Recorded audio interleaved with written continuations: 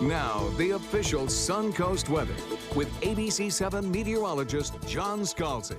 Taking a look at air temperatures across the region, we're generally a little bit cooler than we were 24 hours ago. And our dew points are slightly lower. We're at 71 degrees right now. So that means the air feels a little cooler, has a little better, lower humidity, and it makes it feel a little more comfortable as you head out the door.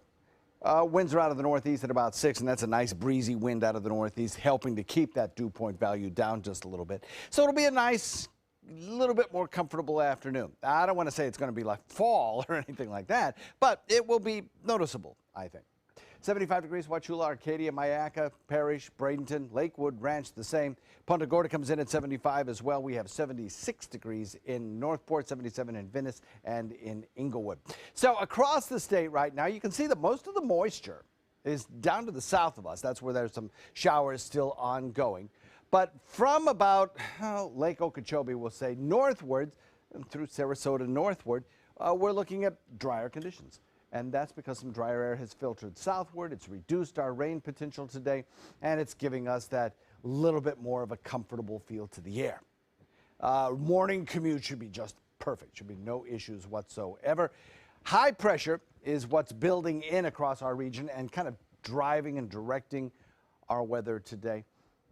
Hermine still around, post-tropical storm cyclone Hermine is still around. It continues to kind of meander up here.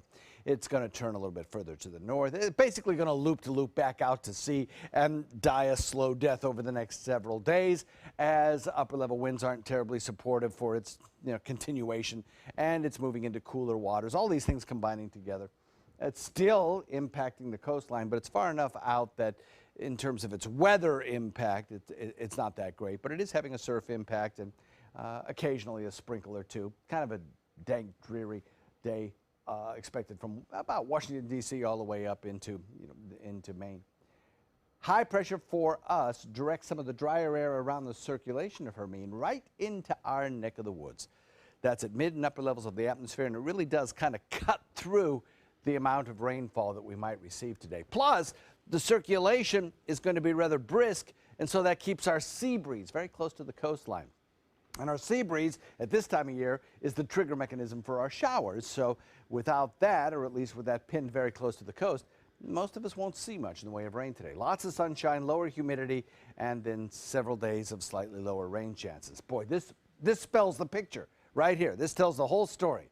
This is our water vapor imagery, which shows you the dry air location and the moist air location. Turquoise, the moist air, the tan color, the dry air, and it has just moved right in and settled in over us. And that is what's going to restrict the number of showers that we get today. There'll be a few around, and the further south you head, the more likely you are to see some of the stronger storms. But for the most part, today and tomorrow, we see fewer in number than we might typically see at this time of year. Tropics look good for us. Don't see anything heading our way in the next couple of days. Northeast wind at about 15, reduces to about 10 this afternoon, and we get a moderate chop. Next couple of days look great with a very little to maybe 20% chance of showers tomorrow, maybe, if that. And then over the next several days, we'll slowly wind back up the rain chances till we get to about 50% on Saturday.